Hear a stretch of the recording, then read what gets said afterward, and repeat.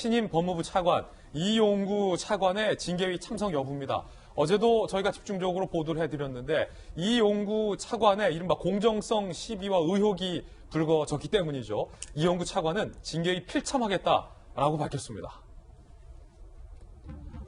이용구 필참, 윤 측에서는 기피 신청, 서로 맞불. 윤 총장 측은 이용구 차관 징계위 참석 시 기피 신청하겠다. 이용구 차관과 관련돼서 세 가지 의혹이 일었는데요. 박상기 전 법무부 장관에게 사무실을 무상으로 제공했다. 거기서 박은정 감찰관과 박상기 전 장관이 모여서 뭔가 조사를 했다. 둘, 차관 임명 직전까지 원전을 변호했다. 셋, 이종근 투 소위 윤 총장 징계 논의 및 거짓말 의혹, 이 세 가지 의혹이 지금 불거진 상황입니다. 야당에서는 이용구 차관이 징계위에 지금 필참하겠다는데 자, 대통령은 절차적 정당성을 강화하라라는 주문을 했는데 어떻게 보십니까? 이용구 차관이 끝끝내 참석하겠다 그러면 아마 윤석열 총장 측 입장에서는 꽤 환영할 만한 조치가 아닐까 이런 생각이 듭니다. 아, 오히려? 예, 왜냐하면 결국은 답정 너라고 얘기 결정 짓는 것처럼 문재인 대통령과 현 정부 측의 입장에서는 윤석열 총장에 대해서 이미 추미애 장관이 찍어내기 결정한 바 있고 이에 대해서 최종 징계의 결정을 통해서 경징계 등에 대한 처분으로 끝날 가능성이 매우 적어 보입니다.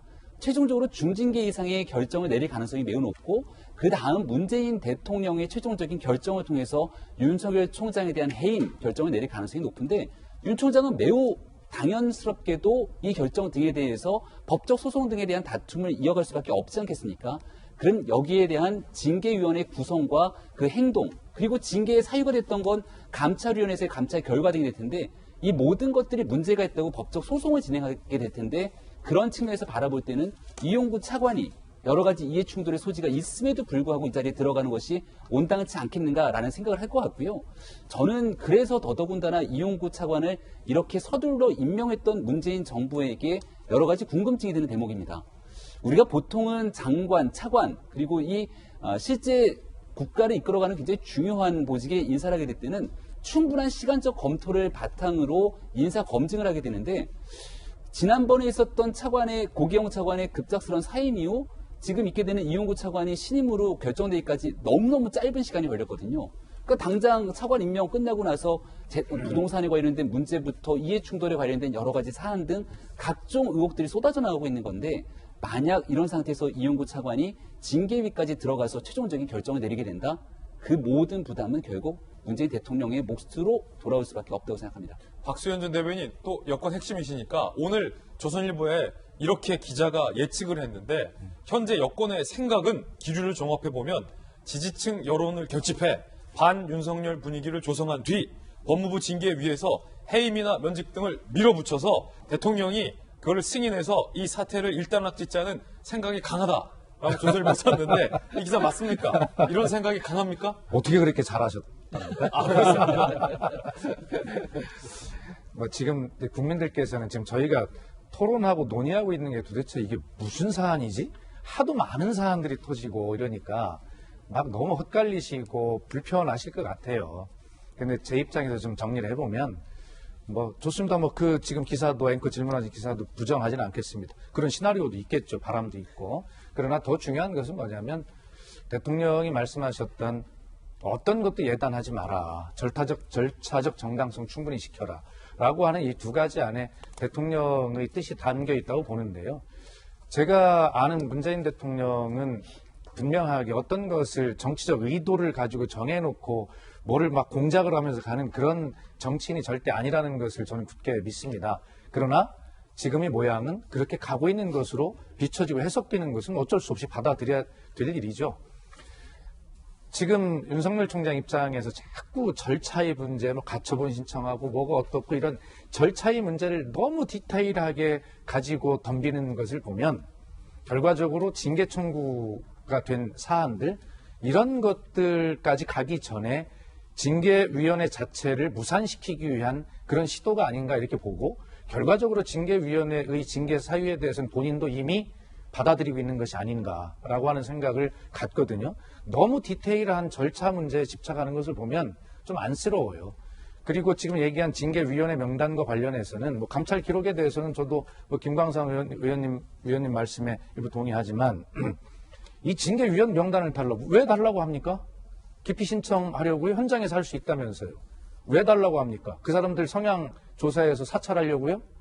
그런데 법무부 입장에서 보면 이럴 수 있어요. 지금 징계위원회에 이제 검사 2명이 들어가 있잖아요.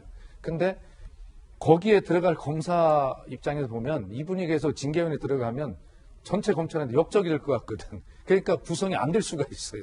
사실을 잘못하면. 그러니까 법무부 입장에 보면 아마 뭐 그런 사생활 보호라고 하는 것이 제가 볼 때는 뭐 그런 의미의 사생활 보호가 있을 수 있다. 징계위원회가 자칫 구성이 안 될 수 있는 거기에 들어오는 검사, 지명되는 검사의 입장을 생각해서 아마 못 주는 건 아닌가 이렇게 보는데 제가 알기로는 이 징계위원 명단은 줄 수도 있고 또 안 줄 수 있는 것도 법무부의 권한입니다. 그렇기 때문에 그런 여러 가지 정책 해석이 가능하다고 볼 수 있겠습니다. 예. 윤석열 검찰총장은 헌재에 추가 서류를 제출했다는 보도도 오늘 나왔습니다. 어떤 서류를 제출했을까요? 검사 징계법 관련해서 윤 총장은 위원 주장 뒷받침 자료를 헌재에 제출했습니다. 윤 총장 측의 입장은 이렇습니다. 국무회의 심의와 청문회를 거쳐 임명한 검찰총장 해임을 법무부 장관이 구성한 징계위에서 뚝딱 의견한 것은 헌법 취지에 위반된다. 그러면서 해임 때도 국무회의 심의에 준하는 심의 절차가 필요하다라며 외국의 검찰총장 징계 관련 입법 예를 제시했다. 일본은 내각이 검찰총장 임명과 해임, 독일은 법관 및 검사 중징계, 직무법원이 결정. 김광선 변호사님, 이게 어떤 의미죠? 저는 뭐 그냥 결론적으로 얘기하면 그 유언 소송에 대해 저건 일리가 있어요. 그러니까 결정은 뭐 헌재에서 정말 유언이다 할지 안 할지는 모르겠지만 왜냐하면 이제 검찰총장이 일반 검사와 다릅니다. 그래서 검사 징계법에 보면 이제 검사에 대한 징계는 검찰총장이 청구권자고 법무부 장관이 징계권자예요. 그러니까 구분이 돼 있죠. 그렇기 때문에 그런데 지금 검찰총장에 대해서는 일단 첫 번째 문제가 뭐냐면 징계권자고 청구권자가 똑같이 법무부 장관이에요. 그러면 징계권자의 의도대로 갈 수밖에 없는 거고 또 지금 적용이 되고 있는 징계법에 보면 징계위원을 장관이 또 지명이나 유초가 되어 있지 않습니까? 그럼 결과적으로 징계위원회의 의미가 별로 없다는 거죠. 그래서 사실 그 법조항이 좀 문제가 있다. 그래서 작년에 더불어민주당의 김종민 의원이 발의를 해가지고요.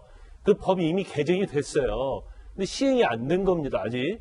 근데 개정된 법에 의하면 윤석열 총장은 사실은 징계위원회에서 저렇게 이의제기할 필요가 없어요. 왜냐하면 지금 7명으로 되어 있잖아요. 그럼 법무차관 당연직이고 법무부 장관도 당연직인데 다 장관 임명으로 되어 있는데 개정된 법에 의하면 인원수도 증원했어요. 왜냐하면 검사 임명한 사람이 과반수 차지해버리면 징계위원회 결과는 뻔하잖아요.